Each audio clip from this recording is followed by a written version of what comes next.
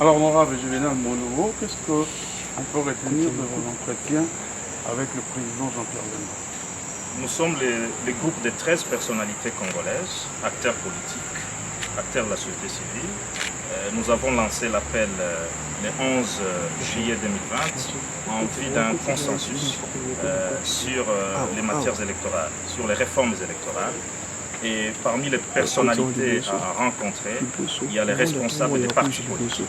Raison pour laquelle nous venons d'avoir un échange très enrichissant avec l'honorable Jean-Pierre Bemba, président national du MLC et ancien vice-président de la République. Nous sommes partis d'un constat, ce sont les tensions, il y a beaucoup de tensions ces derniers temps au sein de l'échiquier politique.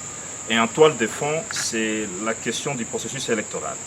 Raison pour laquelle nous voyons qu'il y a un danger s'il n'y a pas un consensus pour baliser la voie qui va nous mener vers les élections de 2023. Nous avons des idées que nous proposons aux parties prenantes. Nous venons de les faire avec M. Jean-Pierre Bemba, honorable Jean-Pierre Bemba.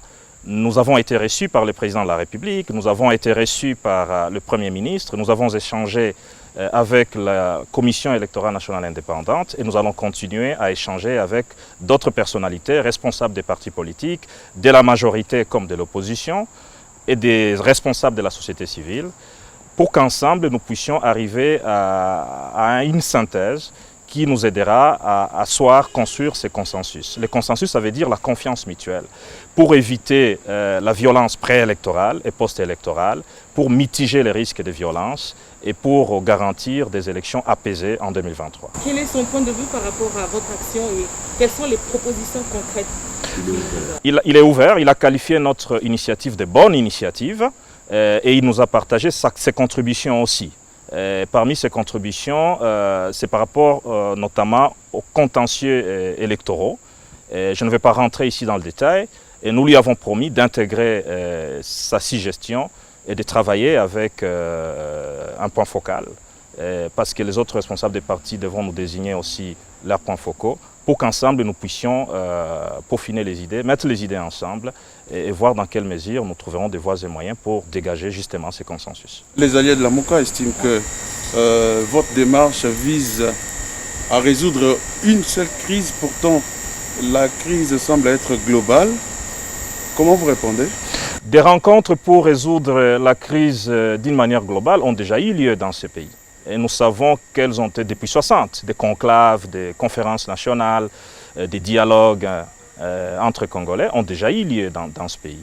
Nous pensons qu'il faut bien circonscrire la démarche et nous l'avons bien circonscrite.